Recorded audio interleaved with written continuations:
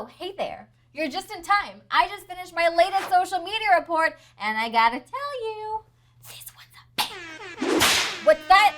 You don't know how to make a social media report? You've never even used a social media reporting tool? Come sit down here on my poof. Take a seat, and I'm gonna show you everything that you need to know. Hey, I'm Deepa from Hootsuite social media team, and this is Hootsuite Labs, where we teach you the science of social media marketing, how it works, and how to be successful.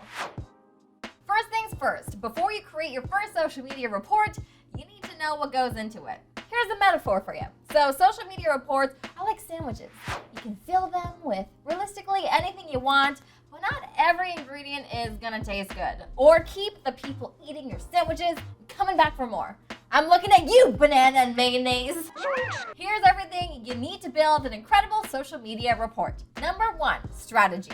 A good social media report starts by outlining your strategy. This gives your readers context for the rest of the report and will help them understand why you chose to focus on certain metrics and results. Think of your strategy section as the first tasty piece of bread in what's sure to be a delectable sandwich. Oh my God, I'm hungry.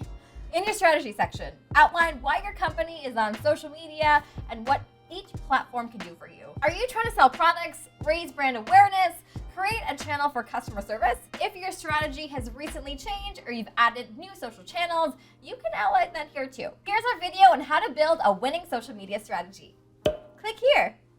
Number 2, goals. Next, your report should outline your goals, or KPIs, aka key performance indicators, and how what you've done to date is in line with what you set out to do at the start. Let's call this the salt and pepper of your social media report sandwich. It's all about flavor, baby.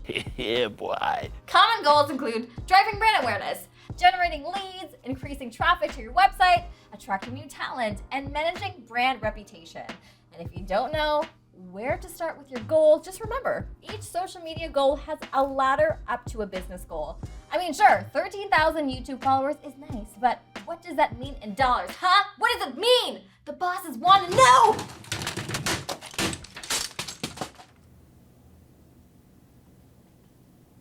Number 3, metrics. The third thing you need in your report is proof that you're making progress on your goals, which means you'll need to back up your claims with detailed metrics. In the sandwich metaphor, metrics are your fillings. Not everything in the fridge needs to go on the sandwich, but strategically choosing the right metrics to highlight makes for a unique, tasty, surprising, and dare I say, exciting sandwich. Metrics include vanity metrics like followers and comments, but also data like the number of leads you generated, the number of conversions that came through social, your brand's social share of voice compared to your competitors, and also general social sentiment about your brand over time. Pick the metrics that show the best results.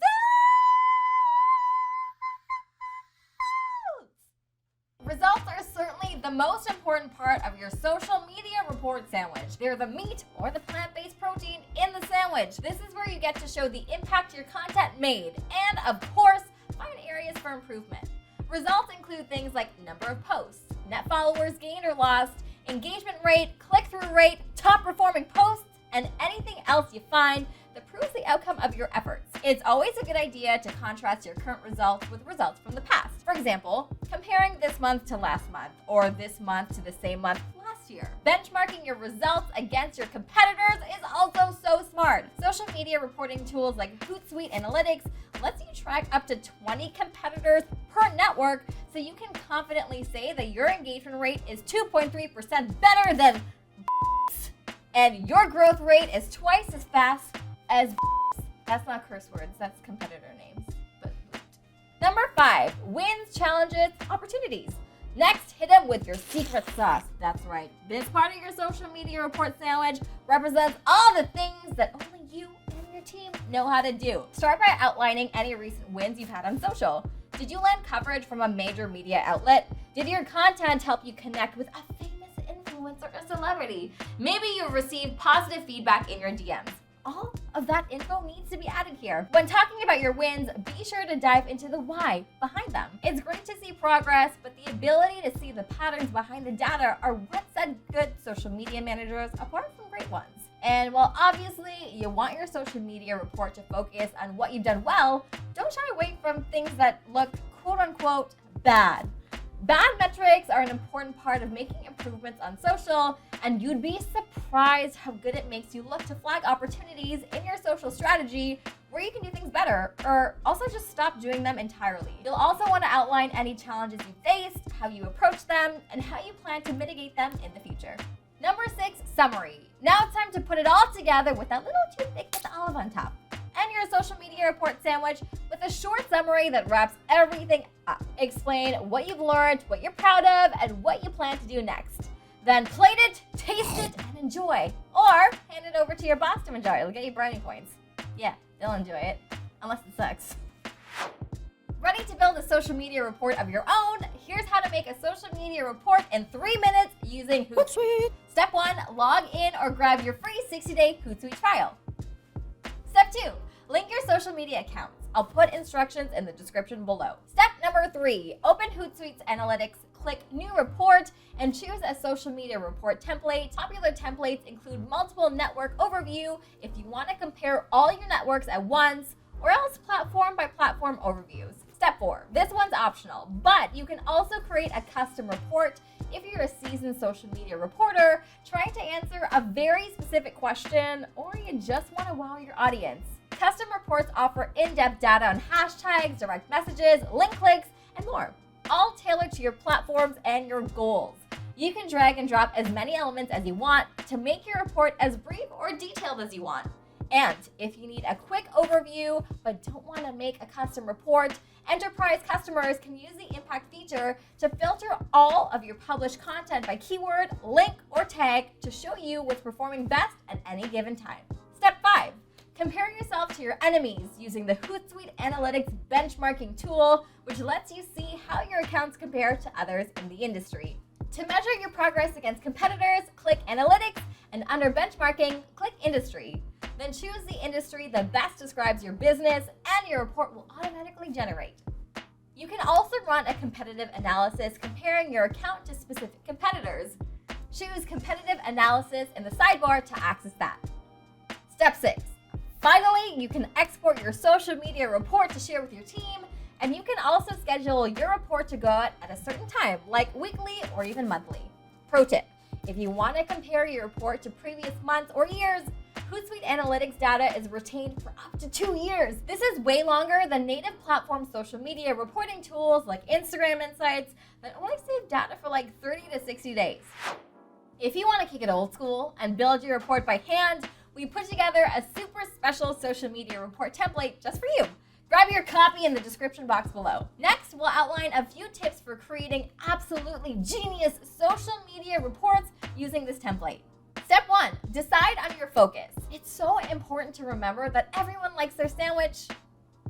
Social media reports a little bit different, and you need to make sure you're tailoring your reports to your target audience. So, for example, if you're a one-person team, your boss or client might need a pretty broad view of your wins and opportunities, and they might not understand more social-specific metrics like share of voice. Meanwhile, if you work on a team of 7, your colleagues might need some pretty specific data to boost their efforts. So defining your focus means honing in on what data, metrics, and results will be most helpful for your audience. Your social media report should answer a singular question. This might be as broad as, how did our product launch go? Or as detailed as, is our influencer strategy working? And how much money did we make from Instagram last year? As well, decide whether you want to offer an overview of all your networks, a comparison between 2, or a deep dive into one platform. Similarly, reporting styles change whether they are monthly, more focused on recent metrics and results, quarterly, benchmarking against past quarters, or annual, an overview of success over the entire year, often compared to previous years. Focusing in on the why behind your reporting will help bring clarity to your audience. Step 2, gather your data. Gathering data manually is a bit of a pain, but not impossible. You'll need to access the native platform reporting tools for each platform you want to report on. This might include Instagram Insights, TikTok Analytics, Meta Business Suite, Twitter analytics, and more. Each platform reports its metrics a little differently, so just pay attention when gathering data that you're pulling in the right numbers. Visuals are an important part of social media reports, so be sure to take screenshots of any relevant graphs, charts, and data points you want to showcase. If you're reporting on paid social media, be sure to include advertising metrics from each platform as well. Google Analytics can also be helpful if you're reporting on web traffic or leads. Lastly, summarize any wins, losses, and opportunities you've gained from this data. This is also a good place to add context to any data points that aren't immediately clear. So for example, you might have seen a drop-off in engagement near the end of December, but this might be explained by people going on vacation or logging off social media to spend time with their family. And if you find you have a lot to say here, consider putting your thoughts in a deck, an email, or posting on your company intranet. You can also simply add your summary in bullet points and explain further by presenting your social media report in a face-to-face meeting. All right, thank you so much for joining us on this deep dive into social media reporting, and do not forget to grab your free Hootsuite trial and follow the steps outlined in this video to create a one-of-a-kind report that makes you look like a social media genius, because you are! Now I gotta go eat something. A sandwich, but not with banana or mayonnaise.